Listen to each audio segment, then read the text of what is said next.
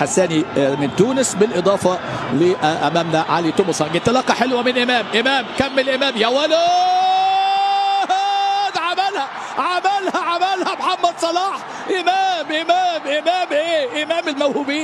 امام الموهوبين يلعب كرة لمحمد صلاح يسجل المنتخب المصري اللي بيدي درس المختصر المفيد، العب وسيطر ولكن انا هسجل واتقدم. ومحمد صلاح اللي دائما وابدا بقول لحضراتكم استمتعوا بمحمد صلاح، افتخروا بالنجم الكبير محمد صلاح. 11 هدف هنا يتساوى مع مدربه حسام حسن على مستوى التهديف في القارة الافريقية، ويسجل امامنا هنا في هذه المباراة، ويسجل للمرة الرابعة في الادوار الاقصائية.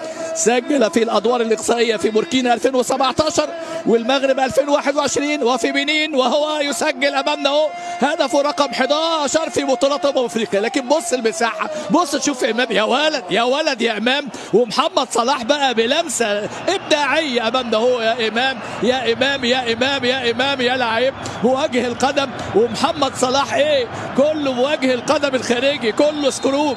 لا اله اذكر الله لا اله الا الله. هدف جميل هنا في هذه اللقطة للنجم محمد صلاح.